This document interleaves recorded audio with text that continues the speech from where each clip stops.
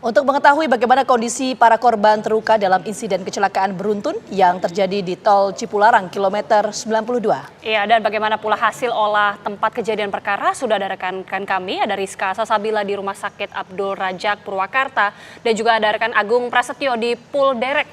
Kita akan ke Rizka terlebih dahulu. Rizka, bagaimana kondisi korban hingga saat ini? Ya, Agita dan juga Ginavita, hingga saat ini memang dari 30 korban yang mana salah satunya itu telah meninggal dunia dan 22 lainnya ini masih berada di Rumah Sakit Abdul Rajak Purwakarta, yang mana pada pagi hari tadi sekitar ada 4 orang yang mengalami luka berat ini sendiri dilakukan tindakan operasi, yang mana salah satunya masih dalam ICU atau perawatan dan juga 2 lainnya dalam evaluasi, dan mana pada Senin malam kemarin 7 diantaranya korban luka ini telah dipulangkan ataupun mendapatkan rujukan ke rumah sakit dekat domisilinya atas permintaan dari keluarga. Yang mana ada pun salah satu korban meninggal dunia merupakan anak berusia 14 tahun yang masih remaja.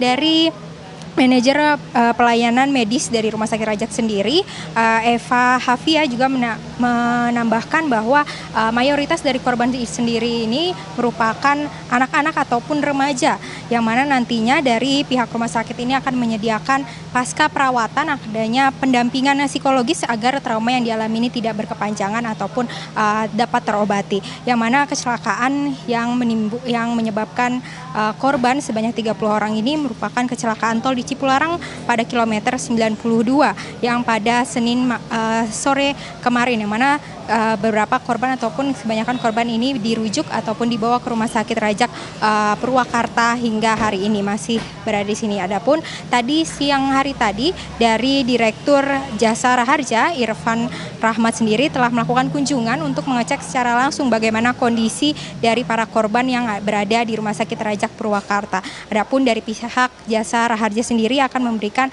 uang asuransi sebanyak maksimal 20 juta untuk korban luka dan 50 juta untuk korban meninggal dunia. Adapun dari Rumah Sakit Rajak sendiri kami masih memantau bagaimana kondisi korban yang masih berada di Rumah Sakit Rajak ini sendiri. Demikian Agita dan juga Ginavita. Ini para korban tengah mendapatkan perawatan intensif. Kita menuju ke rekan Agung Prasetyo. Agung, Anda bisa gambarkan bagaimana kondisi dari mobil akibat kejadian kecelakaan ini, dan bisa Anda gambarkan sebetulnya bagaimana awal mula ceritanya bisa terjadi kecelakaan beruntun di sana? Ya, terima kasih Ginavita juga pemirsa. Saat ini kami mengabarkan tepatnya di tempat Pul Derek atau tempat bangkai-bangkai kendaraan yang terlibat kecelakaan, salah satunya kendaraan yang terlibat kecelakaan pada hari kemarin yang mengakibatkan 1 orang meninggal dunia dan melibatkan 17 kendaraan. Dan di belakang saya ini merupakan salah satu kendaraan minibus yang ditumpangi oleh salah satu korban yang meninggal dunia. Dan kalau kami gambarkan terlihat kondisi kendaraannya juga cukup hancur, kaca-kacanya sudah pecah serta badan kendaraannya pun ringsek.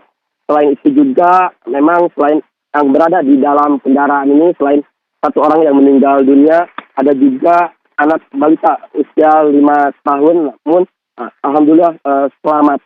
Bergeser ke sampingnya lagi, mana ini kendaraan minibus 3 yang terlibat kecelakaan pada hari kemarin, sama kondisinya pun cukup parah, yang mana di sini ini tertumpuk. Kalau kami melihat di lokasi kejadian pada saat kemarin, kendaraan ini tertumpuk oleh truk tronton ataupun tumpukan kardus yang dibawa oleh truk tronton.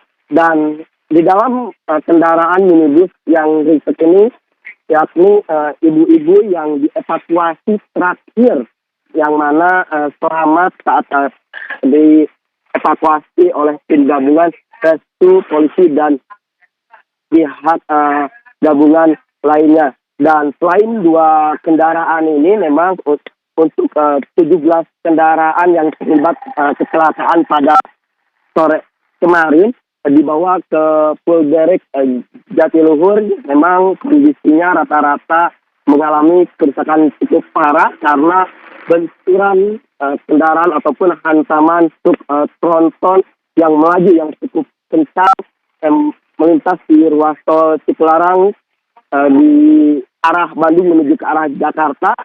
Jalan yang menurun di sekitar kilometer 94 sampai kilometer 91 ini turunan cukup panjang yang mana saat kondisi jalanan padat di sekitar kilometer 91 tiba-tiba truk tronton bermuatan kardus ini menghantam 16 kendaraan yang ada di depannya.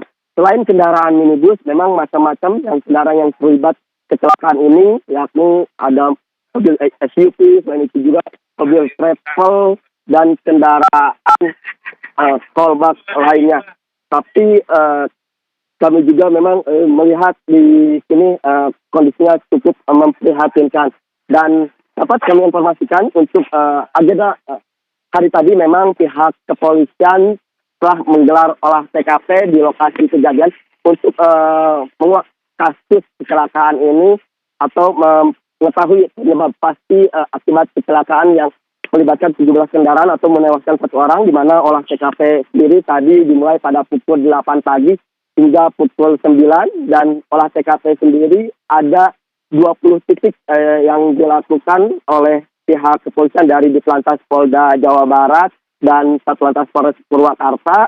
Selain itu juga di mana untuk olah TKP ini menggunakan alat 3D scanner untuk mengetahui gambaran pasti sebelum, saat, dan setelah kejadiannya kecelakaan maut yang terjadi di ruas tol Cipularang. Selain itu juga dapat kami informasikan memang untuk arus lalu lintas pada sore hari ini sudah kembali normal, namun pihak pengelola tol atau jasa marga membatasi menggunakan traffic diskon di sekitar kilometer 93 sampai kilometer 91 agar kendaraan melaju dengan kecepatan pelan, karena di kilometer 91 masih ada perbaikan jalan. Sementara itu yang dapat kami kabarkan di Polderek Gerbang Tol Jatiluhur, kembali ke Anda di studio, Ginafrida.